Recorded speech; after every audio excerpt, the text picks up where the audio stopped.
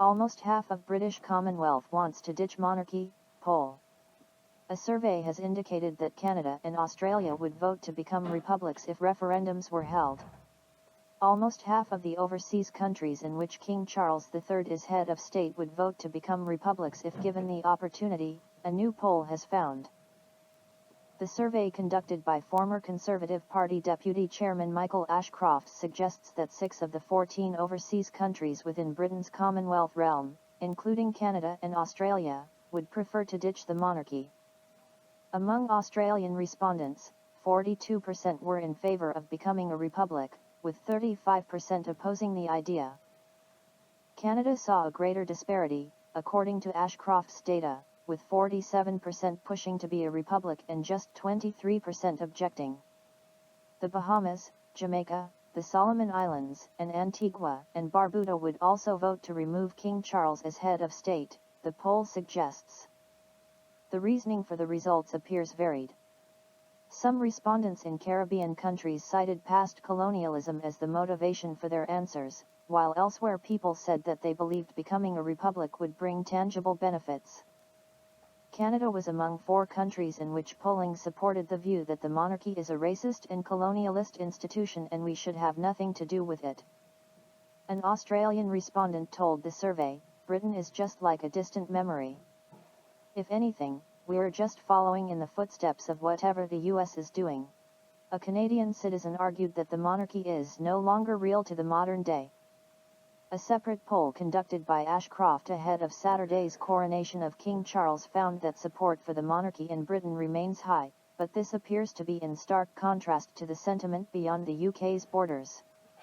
Of the other countries within the King's realm, almost all of them had only marginal support for the monarchy. These include New Zealand, Belize, and Papua New Guinea. Only 2 of the 14 countries surveyed, St. Vincent and the Grenadines and Tuvalu, said that they would overwhelmingly vote to remain British Crown subjects. Sudan's warring generals extend theoretical truce but keep fighting. Sudan's warring military factions agreed to a new and longer 7-day ceasefire from Thursday, neighbor and mediator South Sudan said, even as more airstrikes and shooting in the Khartoum capital region undercut their latest supposed truce. Previous ceasefire pledges have ranged from 24 to 72 hours, but there have been constant truce violations in the conflict that erupted in mid-April between the army and a paramilitary force. South Sudan's foreign ministry said in a statement on Tuesday that mediation championed by its president, Salva Kiir, had led both sides to agree a week-long truce from Thursday to May 11 and to name envoys for peace talks. The current ceasefire was due to expire on Wednesday.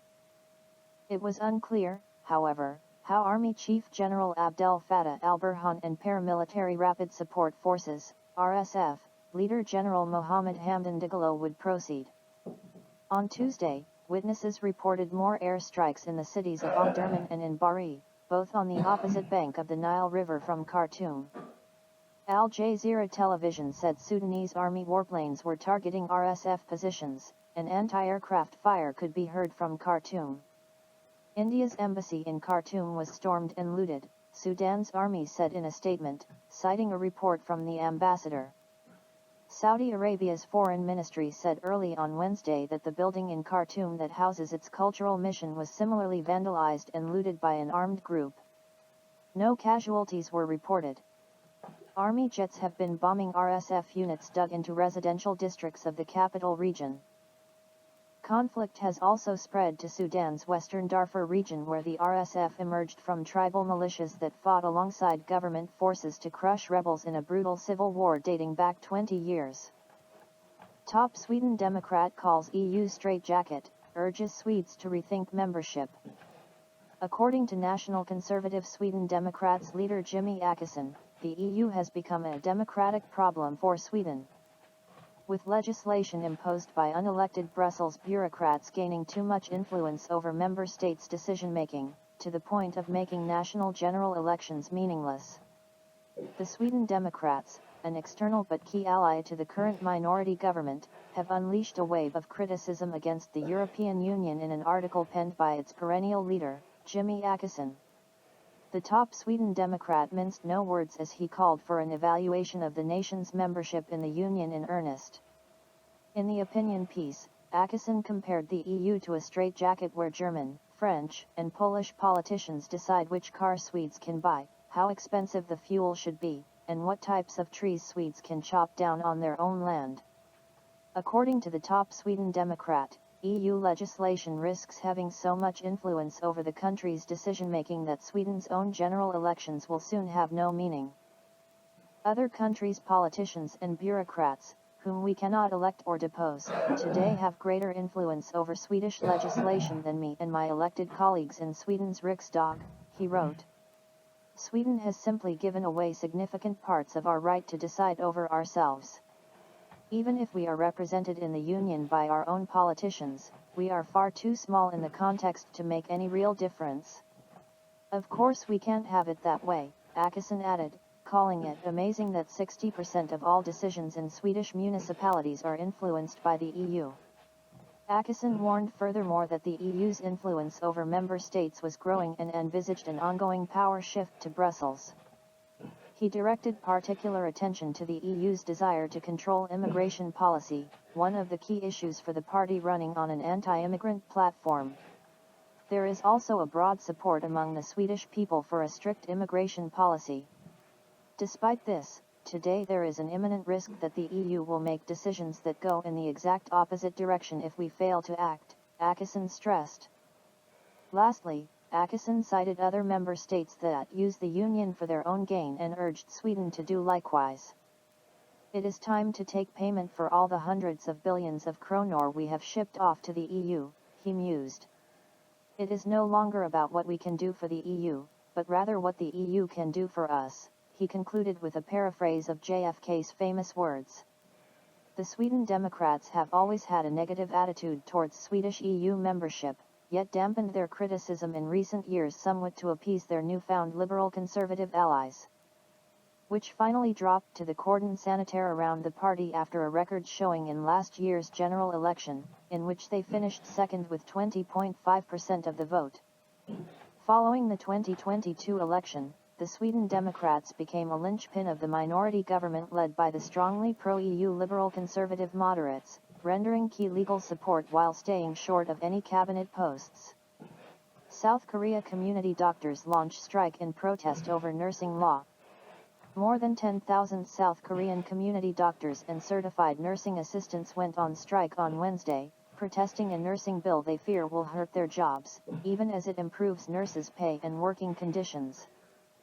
The bill, passed in Parliament last week, was primarily designed to help nurses, who have been suffering from burnout and a shrinking talent pool while fighting on the front lines against COVID-19. But doctors see the bill as opening the door for nurses to provide treatment without a medical license, while nursing assistants say it would expand jobs for registered nurses at the expense of theirs. They urged President Yoon Suk-yeol to veto the bill and lawmakers to rewrite it. An official at Yoon's office said it would decide after discussions with medical groups and the ruling party. More than a dozen groups staged the strike, including the Korean Medical Association, which represents all doctors in South Korea but did not specify the number of participants. The Korean Licensed Practical Nurses Association, the largest grouping of nursing assistants, said about 10,000 members joined. The impact of the strike was seen as limited, as most protesters used their holidays or shortened business hours in the afternoon, and major hospitals were operating normally. But the groups said they would go on a general strike nationwide on May 17 if their demands were not met, which would most likely cause disruptions in a medical system already hit hard by the protracted battle against COVID. The law should be fair and sensible, Lee Pil-soo, president of the Korean Medical Association, told a news conference on Tuesday, asking the government to make a fair, reasonable decision. The Korean Nurses Association, which has pushed for the legislation, says nurses had long been exposed to hostile work environments and abuses, and the bill would help provide better health care without damaging the interests of doctors and assistants. The Health Ministry, which had played a mediating role between doctors and nursing groups, blamed the main opposition Democratic Party for using its majority in Parliament to pass the bill. Officials expressed concerns that the divide among medical workers could derail their cooperation and undercut the health system. The ministry said on Wednesday it has asked larger hospitals and clinics to extend business hours and maintain 24-hour emergency care services. Biden rival pledges to pardon Assange. Robert F. Kennedy Jr. declared that the America I love does not imprison dissidents. U.S. presidential candidate Robert F. Kennedy Jr.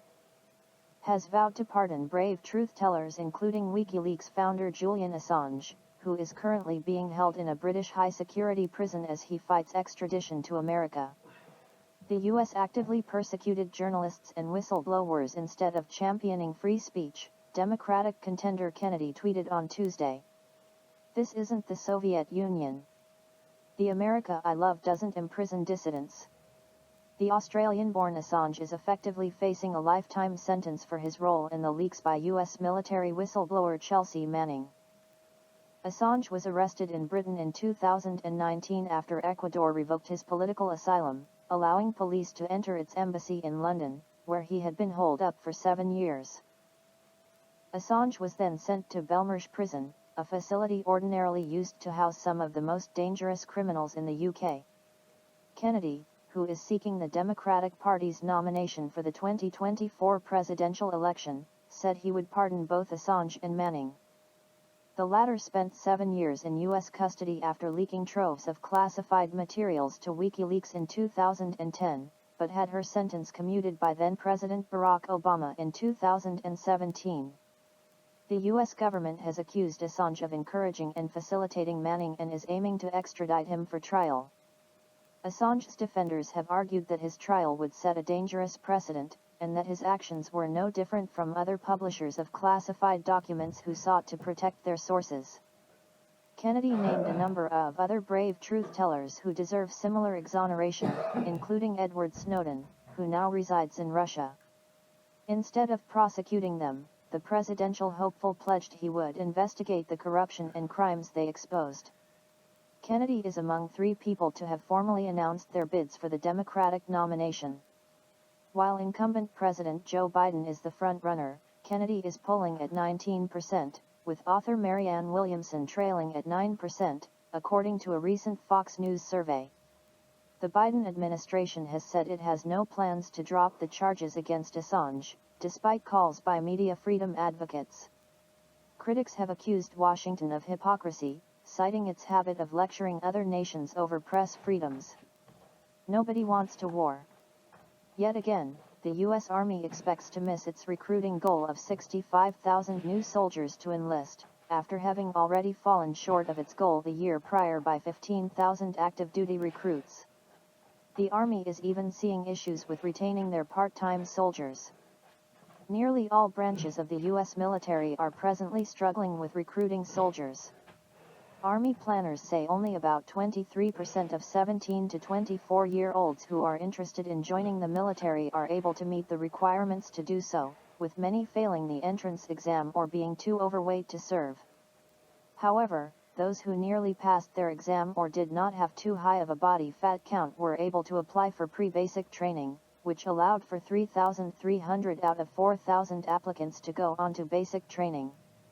While Army Secretary Christine Wormuth and General James McConville have said they will not lower health standards required for enlisting or commissioning, the same cannot be said for other branches. The Navy has allowed lower exam test scores just as the Air Force is growing more lenient with those who test positive for cannabis use. In June of last year, the Army relaxed its tattoo policy in an effort to find more recruits. Following that decision, officials also announced recruits would not need their high school diploma or GED in order to enlist. Moscow says Kyiv attempted assassination of Putin by drone attack, Ukraine denies involvement. Russia on Wednesday accused Ukraine of attempting an assassination of President Vladimir Putin, and Kyiv denied involvement. The Kremlin said Ukraine launched an unmanned aerial vehicle strike against the Kremlin presidential residence on Wednesday, according to Russian media reports. The strike, what the Kremlin called a planned terrorist act and an attempt on the life of the President of Russia. In a statement, involved 2 unmanned aerial vehicles that were shot down by Russian forces. Putin had not been in the Kremlin at the time, according to the RIA news agency, and his work would continue as scheduled. In response, a senior Ukrainian official said that Kyiv had nothing to do with any drone attack on the Kremlin. Ukrainian presidential advisor Mikhailo Podolyak wrote on Twitter that the allegation could indicate Moscow was preparing for a large-scale attack against Ukraine in coming days. The Russian side reserves the right to take retaliatory measures where and when it sees fit, the Kremlin added. Earlier on Wednesday, Moscow Mayor Sergei Sobyanin announced a ban on the use of unauthorized civilian drones in the city from May 3. The Victory Day military parade on Red Square slated for May 9 also remains unchanged, Russian media reported, citing Kremlin spokesman Dmitry Peskov in wake of the drone attack. 9 killed in Belgrade school shooting, police. The teenage shooter has been detained, officials say. A 7th grade student opened fire inside Vladislav Ribnikar Elementary School in Serbia's capital Belgrade on Wednesday morning, killing 8 children and a security guard, the country's interior ministry said. A teacher and 6 students were injured in the attack. A 14-year-old suspect has been detained. Police said the shooter used his father's gun in his attack on the school.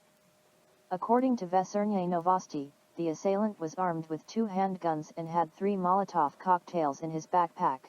I saw the security guard falling. At first, I thought someone was throwing firecrackers, a student told Kurer newspaper. I ran downstairs and told PE teachers about the shooting. As we all waited in safety, we heard more shots. A student told news website Donnas that the attacker fired over 20 rounds and reloaded his weapon during the shooting. Speaking to the news outlet, classmates described the suspect as quiet and withdrawn and said he had good grades. Veserny Novosti reported that it is believed the suspect decided to target the school after receiving a bad grade in history class. However, officials have not commented on the attacker's possible motives. Serbia will observe 3 days of mourning between Friday and Sunday, Education Minister Branko Ružić told reporters after attending an emergency government meeting. Unfortunately, Serbia is also a part of the world where these things happen, he said, adding that the harmful influence of the internet and video games is evident. U.S. to temporarily send 1,500 troops to Mexico border. President Joe Biden's administration will temporarily send 1,500 additional troops to help secure the U.S. Mexico border, the Pentagon said on Tuesday, in preparation for a possible rise in illegal immigration when COVID-19 border restrictions lift later this month. The 90-day deployment of active duty troops will supplement the work of the U.S. Border Patrol but not carry out law enforcement duties, Pentagon spokesperson Brigadier General Pat Ryder said in a statement. They will conduct ground-based monitoring, data entry, and warehouse support to free up border agents and fill critical capability gaps, Ryder said. The force will be in addition to an ongoing deployment of about 2,500 National Guard troops. The so-called Title 42 restrictions, set to end on May 11, allow U.S. authorities to rapidly expel non-Mexican migrants to Mexico without the chance to seek asylum.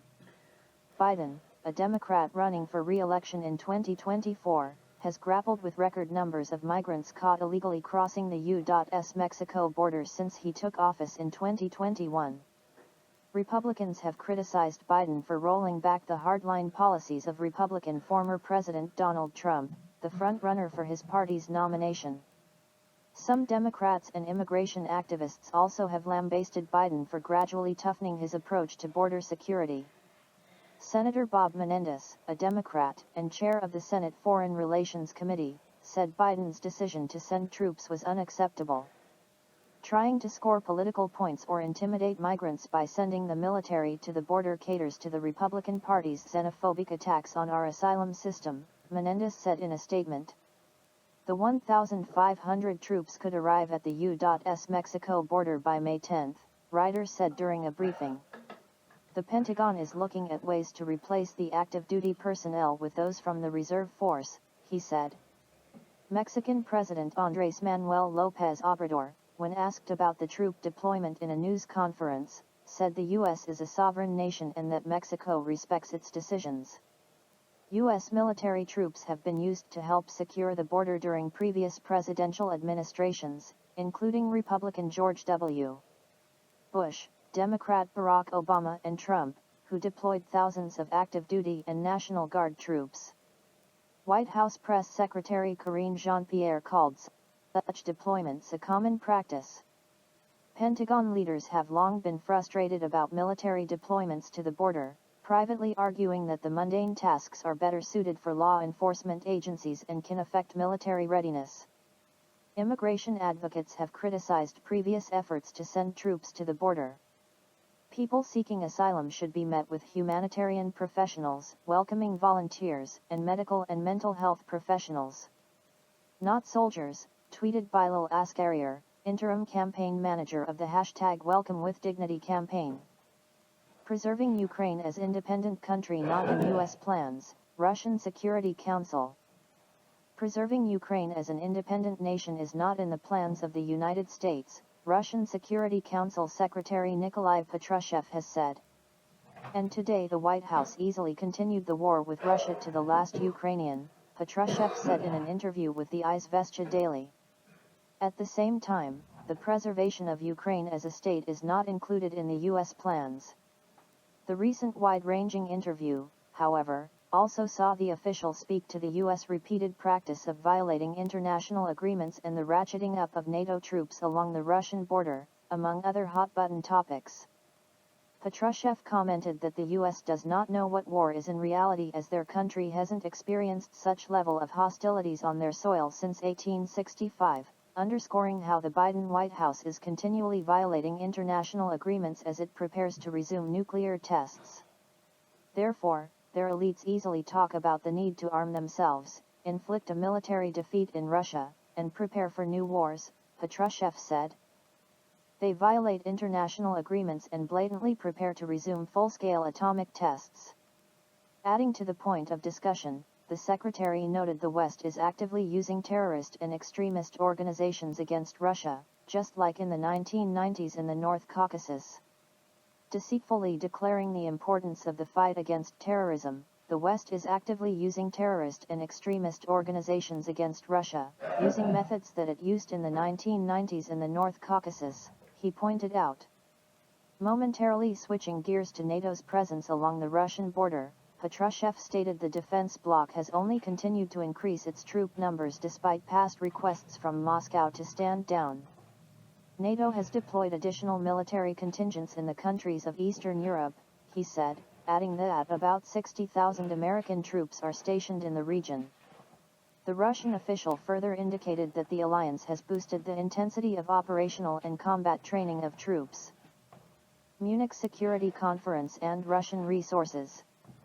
The deepest decline of modern European politics is clearly seen in the example of the Munich Security Conference, whose participants only read to each other U.S. training manuals, Patrushev said during the Tuesday interview. European politics today is in the deepest moral and intellectual decline, he said. A vivid example is the Munich Security Conference, where Western politicians gather only to read each other's State Department manuals. By creating NATO mechanisms for its own needs, the United States actually occupied Europe, he said. Put in a position of hopelessness, European officials have turned the old world into an economic base for American experiments, obediently fulfill NATO's military tasks, Patrushev said. And the Pentagon-controlled NATO command interacts directly with arms manufacturers, simply ignoring the official authorities of other countries. Also on topic was Germany's steps to effectively deprive its economy of energy-intensive production in light of completely abandoning its nuclear power industry, a reliable and environmentally friendly source of electricity. In April, Germany stopped the operation of the last 3 power units of nuclear power plants in the country, Isar 2, Neckarwestheim 2 and Emsland. Initially, Berlin was believed to abandon the nuclear power industry in 2022, but plans were later changed. By promoting the reduction of generating capacities, the German leadership is depriving the national economy of energy-intensive production, Patrushev said during the interview. Renewable energy sources, which European officials rely on, will not be able to completely replace the energy generated by nuclear power plants. Patrushev also took the opportunity to highlight how the West has actually admitted it cannot exist without Russia's natural resources. Explaining biased Western scientists and politicians categorically state only the countries of the collective West have the right to dispose of the natural resources available in the world. Raisi praises Syria victory despite sanctions on landmark visit. Iranian President Ebrahim Raisi on Wednesday lauded Syria's victory in emerging from a 12-year war during his meeting with Syrian President Bashar al-Assad in the Syrian capital of Damascus. Syria's victory in emerging from civil war hailed. Syria's government and people have gone through tremendous hardships, and today we can say that you have weathered and overcame all these problems and achieved victory despite the threats and sanctions imposed against you. Raisi told his Syrian counterpart Bashar al-Assad at the Al-Shaab presidential palace in Damascus as the Iranian leader has embarked on a landmark visit to Syria, the first for an Iranian president during the 12-year Syrian war. For his part, Assad said that the Syrian-Iranian relations are rich in content, rich in experience and insights, and have remained stable and firm against severe political and security storms in the region. Assad and Raisi signed memoranda of understanding on long-term strategic cooperation, covering fields including oil, aviation, railways, and agriculture, Sana'a said. Iranian government spokesperson Ali Bahadouri Yaromi said Tuesday that both countries are ready for the highest level of cooperation. The purpose of this trip is economic, he said, adding that the two countries could also cooperate on Syria's reconstruction. Middle East rapprochement hoped to continue. Before Raisi, the last Iranian president to visit Damascus was Mahmoud Ahmadinejad in September 2010. Assad has officially visited Tehran twice since the war broke out, the last time in May 2022. Raisi's two-day visit comes just weeks after Iran's landmark, China-brokered agreement to restore ties with regional rival Saudi Arabia, which has sparked a flurry of diplomacy in the Middle East. Arab nations which had isolated Syria over its crackdown against protests in 2011 are developing a roadmap to end the 12-year war and reintegrate Syria into the Arab fold. Assad is hoping full normalization of ties with wealthy Gulf monarchies and other Arab states will also help finance reconstruction. In April, Saudi Foreign Minister Prince Faisal bin Farhan made the first visit to Damascus by a Saudi official since the start of the Syrian war. Damascus-based analyst Osama Danura told AFP that he also expected Syria-Turkey relations to be discussed.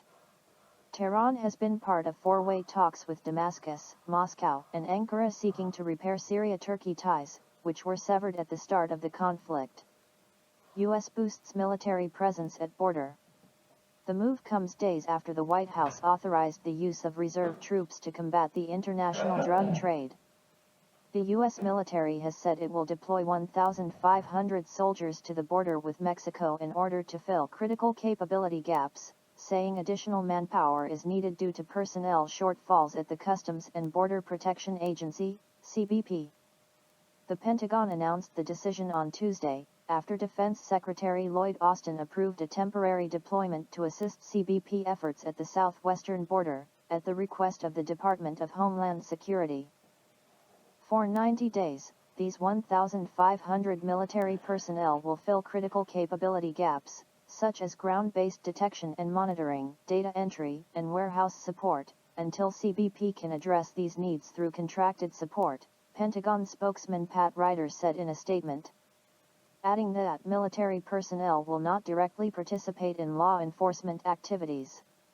During a press briefing on Tuesday, Ryder claimed that the soldiers would arrive at the border by May 10, and that they would be active-duty troops from the Army and Marine Corps.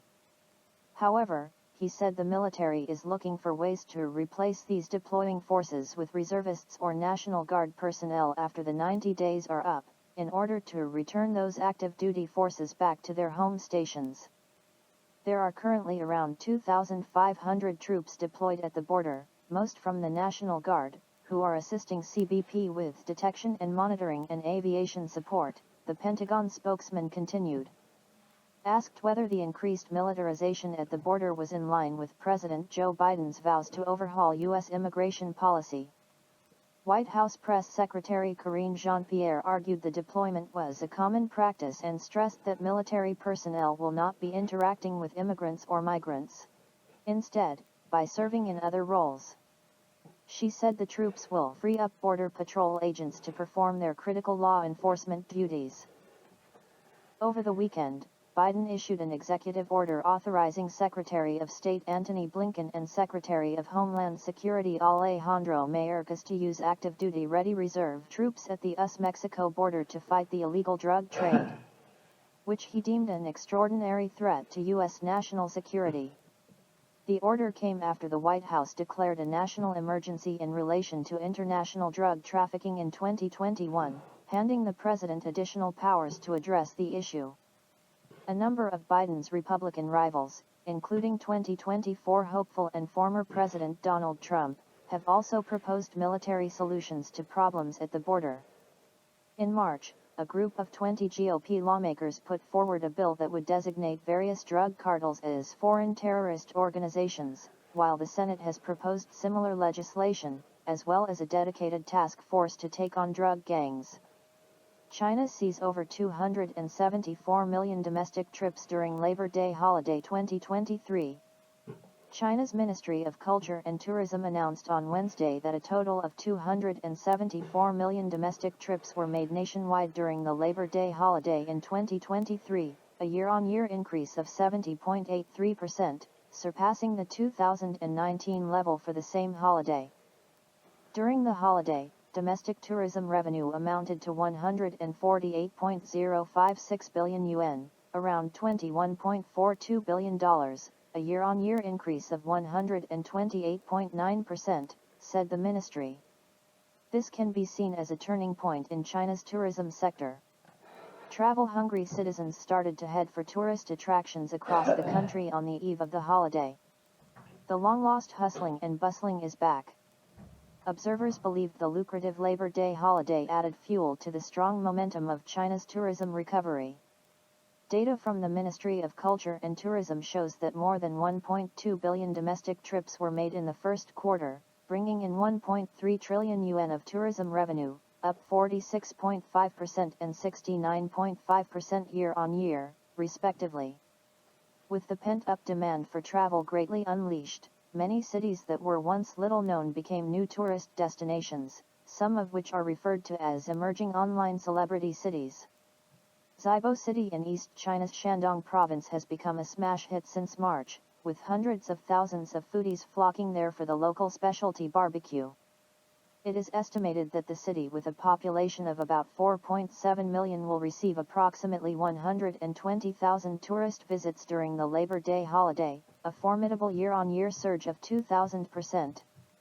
A central leadership meeting on economic work held on the eve of the holiday stressed the need to improve the country's consumption environment and promote services consumption in the culture and tourism sector. During the holiday, China's tourism authorities took a spate of measures to ensure the sound operations of tourist attractions and improve the tourist experience, including strengthening the supervision of food safety, limiting passenger flows and controlling price caps. The tourism recovery also stimulated outbound international trips during the holiday. Data from Alibaba's travel branch Flingy shows that orders for outbound trips during the holiday increased by 200% compared to this year's Spring Festival. According to a blue paper on China's tourism economy recently released by the China Tourism Academy, approximately 4.55 billion domestic tourist trips will be made this year, a 73% increase from 2022. It also predicts that more than 90 million inbound and outbound trips will be made to China this year. South American nations seek to avoid dollar. Brazil could extend a line of credit to debt-laden Argentina in mutual trade. The presidents of Argentina and Brazil have announced plans to continue working on the development of a mechanism allowing them to avoid using the US dollar in bilateral trade. Crisis-hit Argentina is seeking to rebuild its reserves to cover trade costs and future debt repayments as a key component of a major debt deal with international creditors. Brazilian President Luiz Inácio Lula da Silva and his Argentinian counterpart Alberto Fernandes were expected this week to reveal the new mechanism allowing Argentine firms to continue trading with Brazil without draining dollars from the country's reserves. However, the leaders announced following a meeting on Tuesday that the plan still needed to be fine-tuned. The meeting was long, difficult, and we will carry out many more meetings, Lula said alongside Fernandes, as quoted by the Associated Press. I made a commitment to my friend Alberto Fernandes that I will do any sacrifice so we can help Argentina in this difficult moment. The proposed scheme reportedly includes a line of credit to finance Brazilian businesses that export to Argentina, aimed at avoiding the use of US dollars in settlements. According to Brazilian Finance Minister Fernando Haddad, the two nations are studying possible guarantees in order for Brazil's government to provide financing. They've made the decision to help make sure that Brazilian companies continue exporting to Argentina, and they had asked us to do some homework, which we have already done, and have to do with the necessary guarantees, Fernandes said. He added that economy ministry officials will be meeting their Brazilian counterparts next week to discuss the details. Earlier this year, Argentina sealed an agreement with China that allows companies in the debt-laden nation to pay for Chinese imports in yuan. Buenos Aires owes $44 billion to the International Monetary Fund, IMF. The nation is currently renegotiating the agreement signed with the fund last year to restructure some of its loans. Senate Republicans trash short-term debt limit increase proposal amid looming default. U.S. Treasury Secretary Janet Yellen warned on Monday the U.S. could face default as early as June 1, urging lawmakers to act promptly on extending the debt ceiling in order to avoid a full-out economic crisis. A number of Senate Republicans declined the passage of a short-term debt limit increase on Tuesday over concerns such an initiative would not result in a faster negotiation process. Although an extension would provide a temporary band-aid amid ongoing negotiations, many Republicans have largely viewed pushing the deadline as a bluff. We've been kicking the can down the road for 4.5 years since I've been here, said Sen. Mike Braun, RN. We need to at least agree to something without delaying it. While Sen. Jerry Moran, RKS, also called the potential extension a gimmick he would not support, Senate Majority Whip John Thune, RSD, underscored that he preferred one quick fix to the debt ceiling talks. I would prefer that we get this done the first time. That always gets dicey. And, frankly, I don't even know if there'd be the votes for a short-term extension, Thune said. I think there's going to have to be a really earnest effort made to try and negotiate something that can get passed by the deadline. Debt ceiling talks have increasingly become politicized and part of negotiating tactics among congressional lawmakers seeking to gain some concessions across the aisle. Republicans are presently seeking to raise the debt ceiling in exchange for high spending cuts outlined in a House bill passed last week. The GOP-led House bill would roll back some of U.S. President Joe Biden's agenda, including stricter work requirements for those using food assistance programs and Medicaid, ending Biden's green energy tax credits, and canceling his student loan forgiveness program. Senate Minority Leader Mitch McConnell, RKY, commented earlier Tuesday that Biden would either have to accept the House bill or work out a deal with House Speaker Kevin McCarthy. Biden is scheduled to meet with congressional leadership on the debt ceiling and budget matters on May 9. There is no solution in the Senate, the Kentucky lawmaker told the media. The measure presently has little chance of being cleared in the Senate, with Senate Majority Leader Chuck Schumer earlier stating that the upper chamber would be holding hearings to shed light on the true impact the Republican-backed legislation would have on working Americans. The U.S. hit their borrowing limit in January and since then has been using extraordinary measures to pay their bills. Since 1960, Congress has had to intervene 78 times to change the debt limit. The U.S. is currently at a debt of about $31 trillion, according to Pew Research Center and the U.S. National Debt Clock, which tracks the nation's debt in real time. If the government defaults, it will not be able to pay for Social Security, issue tax refunds, or pay federal employee and military salaries. The stock market could also plummet, homes and cars would increase in price, and the U.S. could tip into a recession, causing some Americans to lose their jobs. Expert, China's talent dividend hits new stage as education improves. The United Nations estimates that India would soon surpass China as the world's most populous nation. Reacting to this, a demographic expert told CGTN that China has already created the conditions for developing high-quality talents and called for further improvement in the level of education of the labor force.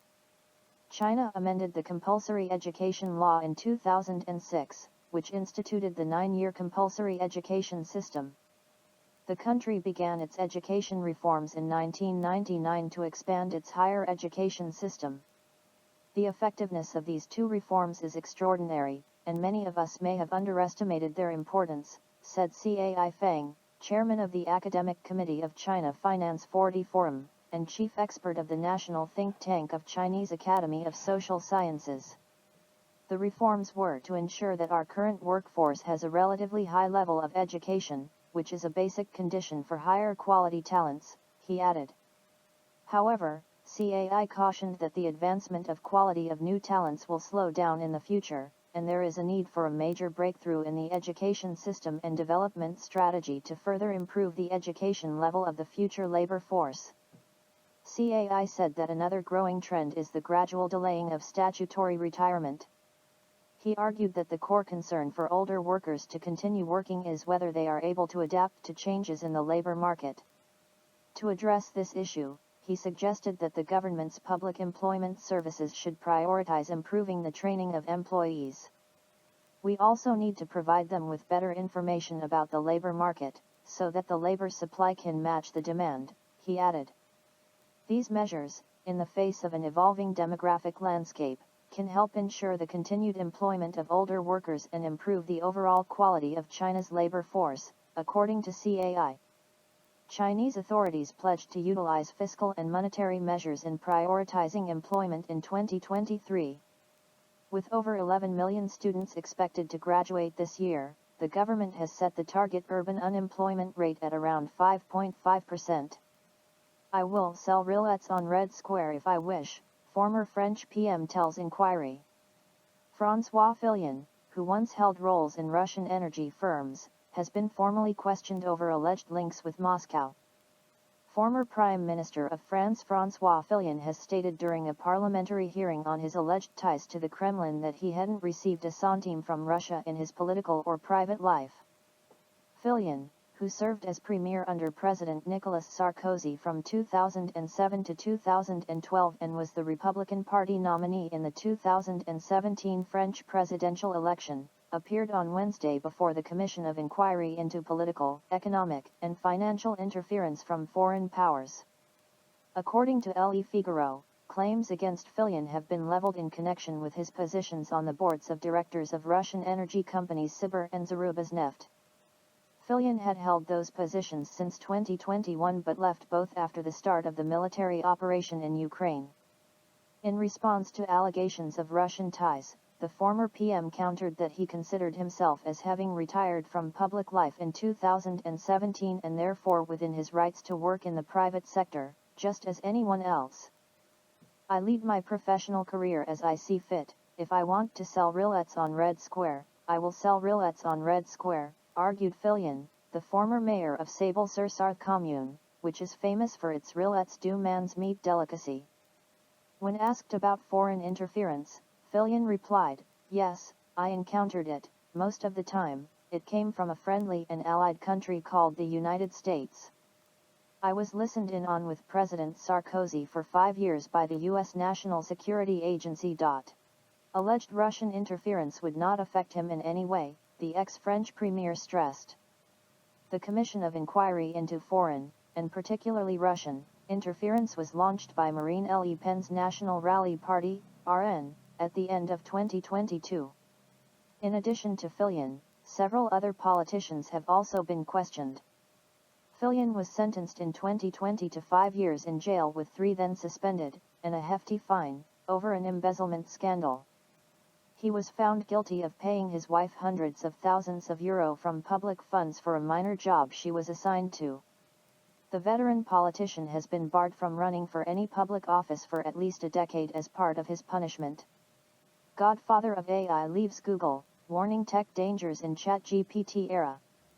A pioneering researcher and the so-called godfather of AI, Geoffrey Hinton, said he quit Google to speak freely about the technology's dangers, after realizing computers could become smarter than people far sooner than he and other experts had expected. "I left so that I could talk about the dangers of AI without considering how this impacts Google," Geoffrey Hinton wrote on Twitter on Monday. Hinton, 75, in an interview with the New York Times, said he was worried about AI's capacity to create convincing false images and texts, creating a world where people will not be able to know what is true anymore.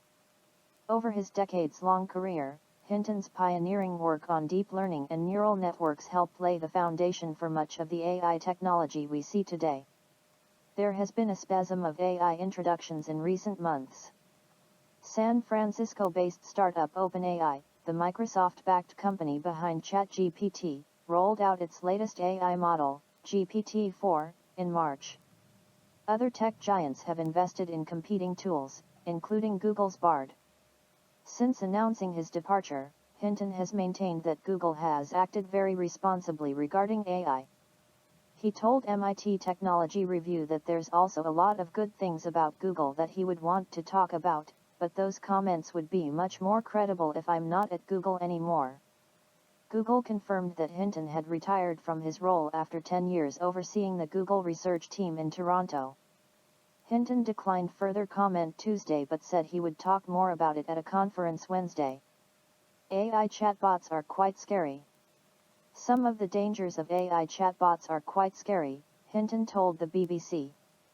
Right now, they're not more intelligent than us, as far as I can tell. But I think they soon may be. In an interview with MIT Technology Review, Hinton also pointed to bad actors that may use AI in ways that could have detrimental impacts on society, such as manipulating elections or instigating violence. Hinton also told the New York Times that the idea that this stuff could actually get smarter than people, a few people believed that. But most people thought it was way off. And I thought it was way off. I thought it was 30 to 50 years or even longer away. Obviously, I no longer think that. Since Microsoft-backed startup OpenAI released ChatGPT last November, the growing number of generative AI applications that can create text or images have provoked concern over the future regulation of the technology. At the heart of the debate on the state of AI is whether the primary dangers are in the future or present. On one side are hypothetical scenarios of existential risk caused by computers that supersede human intelligence. On the other are concerns about automated technology that's already getting widely deployed by businesses and governments and can cause real-world harm.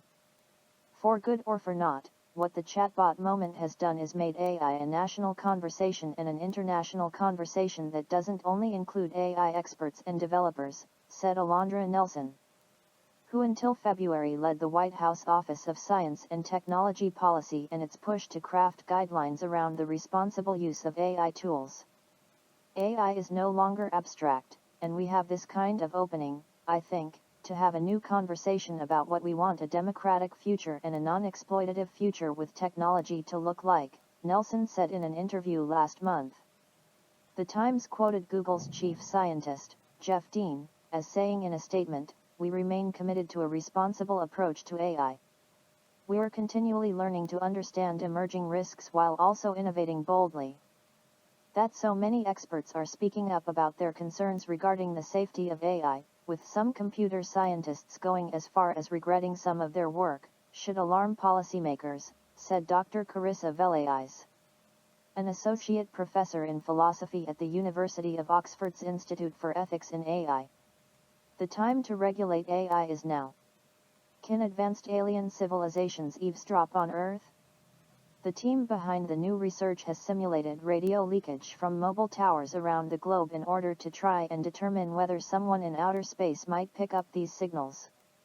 A sufficiently advanced alien civilization, if it was located in a star system a few light years away from our planet, would be able to detect the presence of life on Earth thanks to all the signals that mankind broadcasts, claims a new study conducted by researchers from the University of Manchester and the University of Mauritius. The scientists have arrived at this conclusion by simulating radio leakage coming from mobile towers and trying to gauge whether it would be possible to detect these signals from stars located relatively close to Earth, such as Barnard's star some 6 light-years away. Professor Mike Garrett, director of the Manchester University's Jodrell Bank Centre for Astrophysics and team leader of the project in question, pointed to the proliferation of mobile communication systems in the world, which he described as profound. Current estimates suggest we will have more than 100,000 satellites in low Earth orbit and beyond before the end of the decade, he said as quoted in a press release issued by the University of Manchester. The Earth is already anomalously bright in the radio part of the spectrum. If the trend continues, we could become readily detectable by any advanced civilization with the right technology. The researchers now intend to expand their scope of work by adding signal leakage from radars, Wi-Fi networks, and satellites to the equation in a bid to determine how these signals may be perceived from outer space. Loneliness as deadly as smoking, U.S. Surgeon General. A new fight for a healthier America is to tackle the epidemic of loneliness. U.S. Surgeon General Vivek Murthy released an advisory on Tuesday titled Our Epidemic of Loneliness and Isolation, which details what Murthy believes is a widespread public health concern throughout the U.S. Loneliness is far more than just a bad feeling. It harms both individual and societal health. It is associated with a greater risk of cardiovascular disease, dementia, stroke, depression, anxiety, and premature death, writes Murthy in his advisory letter. The mortality impact of being socially disconnected is similar to that caused by smoking up to 15 cigarettes a day, and even greater than that associated with obesity and physical inactivity. Loneliness, a report reveals, can increase the risk of premature death by almost 30%. Those who have poor social relationships are also at a greater risk of stroke and heart disease. The advisory references a 2022 study which asked Americans how close they felt to others emotionally, with only 39% of Americans saying they felt very connected to others. Recent surveys also found that half of Americans reported feelings of loneliness, with the highest rates being among young adults. Persons aged 15 to 24 reported a 70% drop in the amount of time they spent with friends in 2020 as a result of the COVID-19 pandemic. During that same period, most Americans reported 20 minutes a day in person with friends in 2020, down from 60 minutes daily from 2 decades earlier. A decrease in community involvement also grew. In 1999, 70% of Americans said they belonged to a church, synagogue, or mosque. That number shrunk to 47% of Americans who were able to say the same in 2020. A 2018 survey found only 16% of Americans reported a strong feeling of attachment to their local community. These estimates and multiple other studies indicate that loneliness and isolation are more widespread than many of the other major health issues of our day, including smoking, 12.5% of U.S. adults, diabetes, 14.7%, and obesity, 41.9%, the advisory warns. Technology, such as social media, when used incorrectly can also contribute to a person's loneliness. In 2022, 95% of teens reported using social media, and the number of U.S. adults using social media in 2019 jumped to 80% from 5% in 2005. However, the advisory also warns that while technology can allow friends and family to connect with each other, it also displaces in-person engagement, monopolizes our attention, reduces the quality of our interactions, and diminishes our self-esteem. In fact, one study even found that those who spend 2 hours or more on social media a day will feel more socially isolated than those who were on the same apps for just 30 minutes a day. There's really no substitute for in-person interaction, Murthy said. As we shifted to use technology more and more for our communication, we lost out on a lot of that in-person interaction. How do we design technology that strengthens our relationships as opposed to weakening them? Murthy is calling on workplaces, schools, community organizations, health departments, and even technology companies to address the loneliness epidemic in the U.S. In the meantime, he is encouraging the public to engage more socially by answering the phone when a friend calls or join a community group.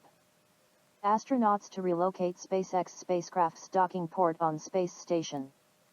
4 crew members aboard the International Space Station will relocate their SpaceX Dragon spacecraft's docking port this weekend, to make way for the arrival of an upcoming cargo spacecraft, according to the U.S. National Aeronautics and Space Administration, NASA. NASA's SpaceX Crew 6 crew members, who are NASA astronauts Steve Bowen and Woody Hoberg, United Arab Emirates astronaut Sultan Al-Nyadi, and Roscosmos cosmonaut Andrei Fadayev, will undock from the space-facing port of the station's Harmony module at 7:10 a.m. EDT Saturday. The spacecraft will dock again at the station's forward Harmony port at 7:53 a.m. EDT. The relocation will free up Harmony's space-facing port for the docking of the next Dragon cargo spacecraft set to launch in June, according to NASA. Crew 6, targeted to return in August, is the 6th rotational crew mission from NASA and SpaceX as a part of the agency's Commercial Crew program.